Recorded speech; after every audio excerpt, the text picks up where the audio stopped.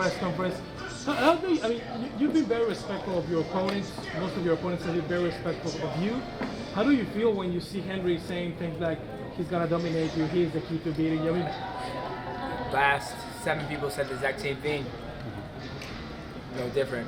I would say Dotson had way better words of war than he did. So, like I said, guys, I think it's funny everybody's jumping on that, trash talking banner. And at the same time, with Cruz and Faber, Rockhold, Weidman, DC, Jones, there's true animosity there. Claudia gunned down. It's like, dude, I thought Dotson's like, dude, congratulations on being a father, and going home, goodbye. So I'm never attached to the outcome of my fights. We were like, oh man, what are you gonna do if you lose? Same shit I would have done if I would have won. Go home, take care of my family, and that's how life goes. And a lot of people, they might not like it, but that's the truth. That's what happens. When I beat my opponents, I go home, put the checks in the bank, start changing diapers, and keep on training. Does this type of opponent excite you more than others just because of his Olympic pedigree? People will probably reference that a lot of times, leading up to the fight. Yeah, everybody's got a resume in this sport. It's true. Yeah, the gold medal's nice. It's just another resume, but at the same time, I fought a man who was on EPO, a 2-time world sumo kickboxing champion.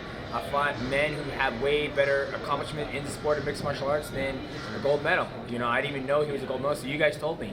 I didn't watch the Olympics, so like I said, everybody has a resume in this sport, but it's just another fresh opponent, and I'm excited to get in there and fight again.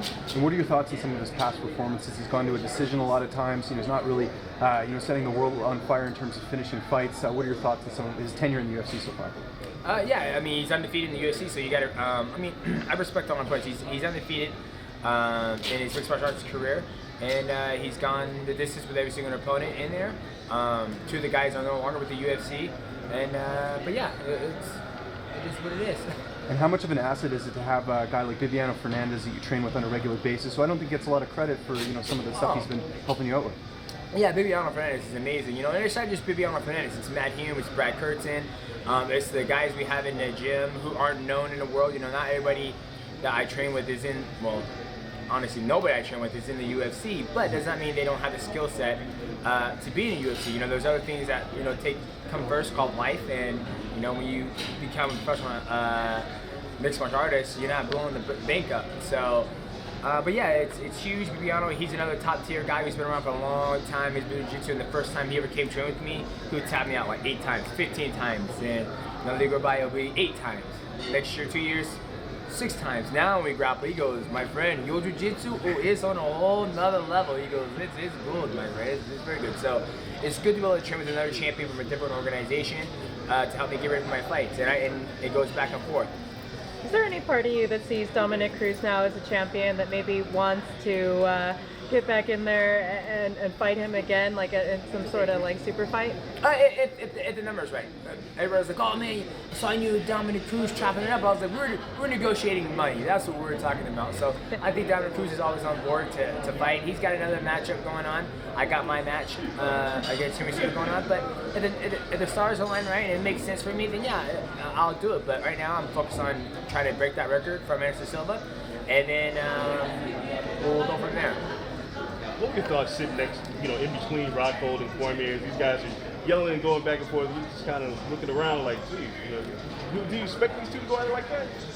Who? Oh, the others, AKA versus East Coast? Yeah. Oh, yeah. It's part of the game, Like, someone did that, he goes, they all acting a fucking fool up there. He goes, they trying to jump on that Conor McGregor money. They all acting the fool. So, it was fun. I just sat there and relaxed and just enjoyed it. It's not the first time I've been in a press conference that big.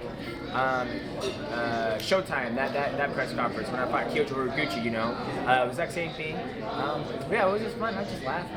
I said, you guys know you guys are adults, right? Like, you guys don't need to argue with each other, okay? Just whatever, so. Do you see that as kind of the Conor McGregor influence on how it wasn't just those 4 guys, but a lot of them were going after each other? Yeah, but it's true beef. It's true beef. Like, it's true animosity. They don't like each other. Like, Chris Weidman goes, man, fuck your whole camp. All they do is talk shit. That's all you do is talk shit. So it's true animosity, It just makes me, it's funny when you see somebody goes, oh, well, this guy said, I don't like him, blah, blah, blah, blah. And I'm like, you're just saying that because it's not true. It's just, so that's why I love the fact of how I go about doing things. And people are like, oh man, you're stupid, you missed a beat. And I was like, dude, I'm keeping it real. Like, when Dutcher was like, oh, what's the point? You know, I threw you across the ring, blah, blah, blah. And I'm like, blah, blah, blah, blah, blah. And he came to fight, got in that ass. You know, his face was swollen up. After the fight was done, I was like, hey man, good job. Even though you talk shit about me, you're all good. Ian McCall, when he got worked by John Lineker, he's walking along, and I was like, hey. Good fight, my friend. Hey, you don't talk shit about me. You're still cool.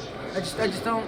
I mean, I just don't want to pass that type of lifestyle on to my kids, and so I try to be a great role model.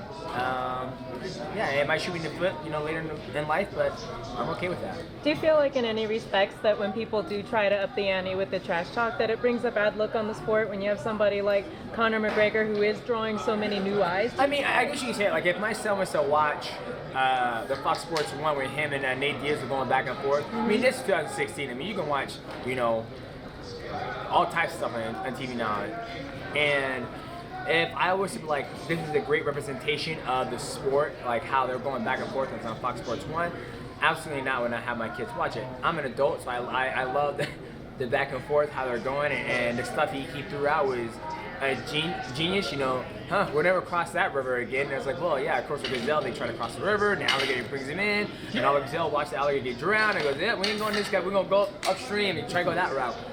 So it makes sense, but at the same time, that's what the world wants. They want drama. They love that. So it was good stuff. So you wouldn't have your kids watch the presidential debates either? I don't know about that, because it ain't beep, beep, beep, beep. I buried 4 men in the desert. Like, Dad, he killed 4 men? He's making all this money? How can I do that? So there was a little difference here. You know, Donald Trump's talking about his penis being big and all that stuff. So 2 different things. You got a chance to play the UFC game. There were some guys that were complaining about your ratings. What were your thoughts on yours? What, on my ratings? Yep. They're great. They're great. I mean, it's a video game, and with that game, it's awesome. They did a real good job this year on this game than they did last year. But I think everybody should be happy that they're in the damn game. Thank you. All right. Thank you. Thank you.